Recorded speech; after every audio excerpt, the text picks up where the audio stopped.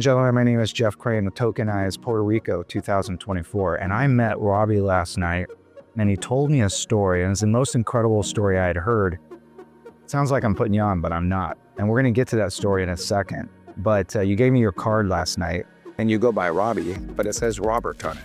That's my middle name, dude. We're bros. So it was meant to be. You know, the official is Robert. Yeah, since we're bros, it's Robby. I know I'm Robby, dude. People who know me call me Robby. But People who know me call me Crane, so don't call me Jeff anymore. My name's Crane, you call me Crane. All right, so here's the deal, Robby. We were at an event last night before the kickoff of this wonderful week of blockchain, and you told me a story of how you and your wife came here to Puerto Rico. Yeah. It was really quite unusual how you got here. Can you briefly share that story with us and what you're doing right now? Absolutely. So I work in education, and I was working with my wife in various international schools around the world. We were working in Lagos, Nigeria.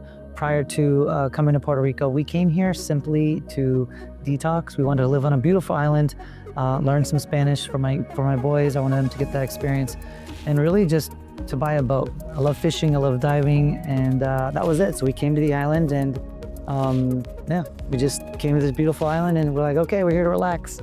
1 month later, I went from being a parent of 2 kids to training all staff in a school. And so the reason that happened was because I'd worked in schools in Hawaii, I'd worked inner city schools, I'd worked in schools in the States and Asia, lots of places.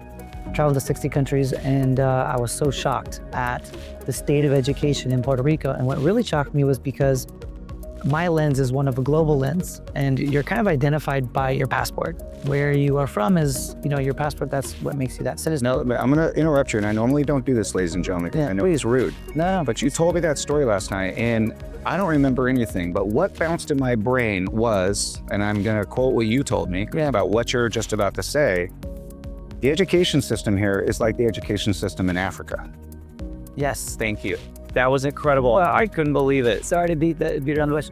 Yeah, I got the sense that I was like, I just come from Africa, and then I'm here in Puerto Rico, expecting at the very least Hawaii level. Yeah. An American island school system, maybe not as strong as New York or California, but comparable. And it wasn't. And I was like, my eye test was like screaming red flag. So then I started to research, and then when you look in the research, the data shows it. And one data point that really stuck out to me was the fact that Puerto Rican schools score lower than Mexico public schools. And so that really, stings true to my heart, because I'm from San Diego and we're right on the border. So I've always been very empathetic to just lifestyles in different countries, and just the privilege of being an American citizen and all that comes with it. And so seeing all these American kids get into African quality level of education, it was a call to action to do something. And so you had set aside this boat money. Yeah. What did you do with the boat money? So had the boat money, did not buy the boat. What I did was I went into the school, and I noticed they had no books. There was no libraries. There's no public libraries. The teachers didn't have computers. There was no learning management systems. There was just nothing. It was just chalkboard, fan, desks, right? No AC.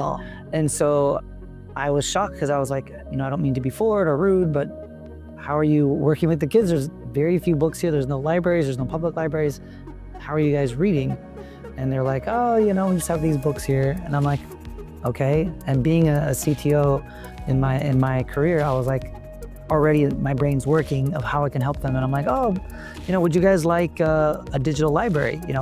50,000 books. I can get that for you guys for free. And they were like, sure. I'm like, well, what's your email? And they're like, oh, fireboy69 at whatever. And I'm like, Private email, not even. no, it's just teacher's not email. good. It's not good. You're like a 40-year-old guy trying to email some kids. Probably should separate those. So I'm like, okay, let's, you start peeling back the layers of an onion. Yeah. I'm just like, okay, they need an email. So help them with Google for education, and where's your computer? Oh, it's not school issue, it's mine, it's not private. I'm like, okay, they don't have computers. So yeah, and then you just slowly start. So you took your boat money and got the software, the computers, the iPads, and a platform for that one school. Yeah, and then what happened was other teachers started talking, within the communities. They're like, hey, there's these, gringos here who are helping our school for free.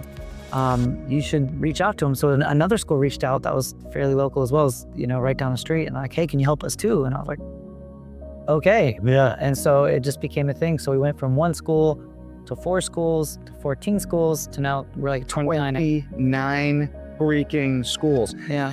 When you told me this, and this is the best part, and I know we have a shorter interview, and I apologize because this should be an hour long, but in Puerto Rico back in the day, they created a thing called Act 2022, and now it's called Act 60, and it's a real great tax benefit. Would you be willing to tell us your beach story, how you were walking on the beach? Yeah. Because I love this story. Yeah. So if anyone sees anyone local here or even expat, they see us, my wife and I, walking or just Why? Because you could pass for Puerto Rican. Your wife, and yeah, she's from Eastern Europe, right? Yeah. So she's very white. What's her name again? Arena. Arena. We love you, Arena. We didn't mention your name. Yes. You're a partner. You're doing great with your husband. Yeah. So Arena and I are walking on the beach, just talking about helping the school and just our new life in Puerto Rico.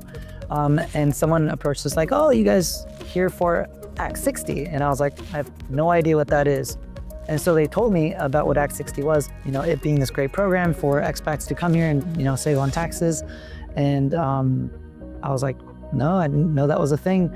And they were like, oh, another component or the caveat is you need to donate, a certain amount every year to local nonprofits. And I was like, there's local nonprofits getting money? Where are the nonprofits helping these schools? Like, we're helping these schools.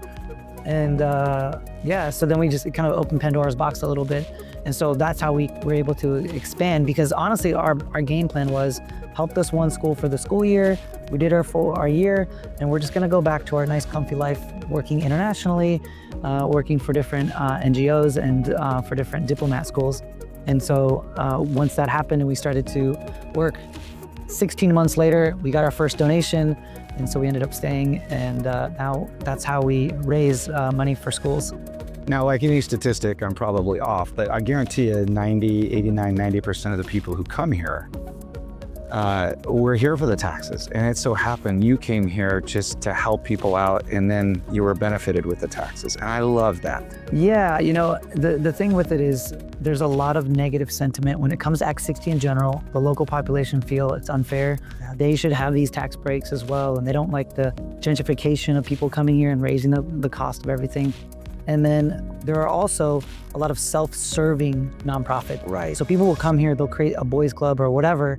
They'll buy themselves with, gifts or experiences for themselves, and it doesn't really help the population. Yes. With Tech My School, we like to be that exemplar of like, listen, the only reason Tech My School exists is because of the generosity of this Act 60 program, where this Act 60's money is coming in, and we're serving these schools locally, giving them computers and training teachers and all that. So, we like to say that we're the exemplar of, the positive that came from Act 60, because if Act 60 wasn't here, we would have done our year. We would have still done our 1 year of service, and then we'd be gone. We'd be in another country. Well, we're grateful for you. I remember first coming here in 2018, and I think we talked about this, but there's a certain group of people in Puerto Rico that have been here for generations, and they've seen it time and time again where somebody comes in and says, I'm going to change the world. And they just roll their eyes because they know nothing's going to change. And then there's another attitude of like, okay, let's wait and see. And if they give you a shot, which they gave you, you can make it happen. So there's still enough people on this island that are optimistic. But we've talked about this. The youth, they leave the island, right? We need more locals here to be able to build up this location. And so before we finish, how many schools are there in Puerto Rico?